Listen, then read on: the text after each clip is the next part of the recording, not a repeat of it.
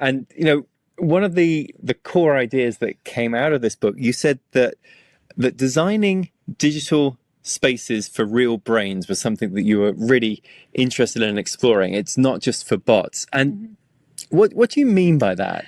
So it goes back to what I was saying about being in SEO and spamming the internet for years and years and years, looking at like keywords that people are searched on, but not really taking that intense space. So there was that part that I was looking at. There was also the whole experience in chat GPT. And I'm sorry, I know there's a ton of LMMs out there, but when you're loyal, you're loyal. Mac sits over there. He's my man, right? And it was trying to diagnose like why was this important to me? Why did I feel okay about this? Even if the the answers were stupid, and trust me, they were stupid. Or if the answers were rah motivational, which honestly got on my nerves after a while, because even I know I'm not that good, right? It was really trying to understand why. Why did I keep coming back to this? And then I started talking to other people, and they're like, and everybody had theirs, whether it was Claude, whether it was Copilot, whether it was any of them, they had their go-to one. And the more I talked about this and the more I talked about neurodiversity, then these people were telling me about their model and their diagnosis, right? And so they seem to run hand in hand, or maybe that's just neurodiverse people attract neurodiverse people.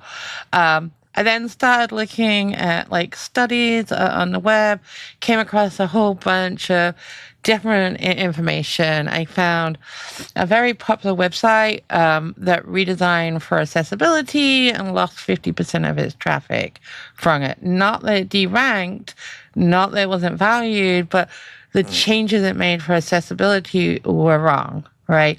I found studies about revenue and all sorts of things. There was a study, I think it was 2019 in the UK, and it was something like $19 billion worth of revenue from e-commerce sites was lost due to the fact that neurodiverse people couldn't tackle it, right?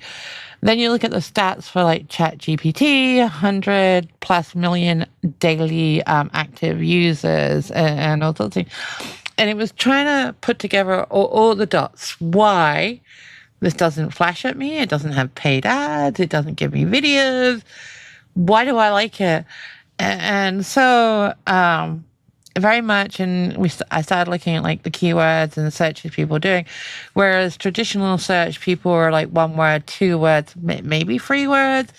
In the AI, they're having whole conversations, following on conversation, coming back with feedback afterwards. Like maybe you try to create a recipe after I had a conversation recently with somebody who is a traditional cook, and she's like, oh, don't cook the muffins from AI. It's horrible, right? And it's like, so there was those things giving the feedback, but really trying to understand it. And if you look at traditional websites, traditional search, right? It's chaotic. There's chatbots in the corner, there's pop-ups, there's heroes, there's autoplay videos all over this ad, block it and stuff like that. Mac's clean. He's got nothing. He'll give me videos if I ask for him, come in and links like that. But he's not at this point trying to sell me anything. Now, with browsers and all sorts coming out, that absolutely could change, but it's the cleanness, the uncluttered. It's not crazy, it's not fast, it's calm, and it's relaxing. It's honest, it's private, it's safe. So trying to take some of those elements over to traditional building, designing for brains is what I hope people will take away from it. Because, in e-commerce and SEO, we often look at the bounce rate, and we always assume the bounce rate is because we're missing something. But maybe it's not we're missing stuff, we just have too much stuff. So I'm hoping people will be cleaner. I also think for brands and stuff like that, AI is gonna start telling your story. You need to be able to tell your story too. So it thing we have so much small tagline fluff, 50% off, all sorts of things across the web. But I think you need to start answering the questions that people are actually asking, and they're asking them in the AI, not in traditional search. Yeah, and long may the uncluttered nature of Yeah, chatbots continue, right? Because Google search started pretty uncluttered too, and now it's just, as you mentioned, so it's bloated. crazy. Yeah. So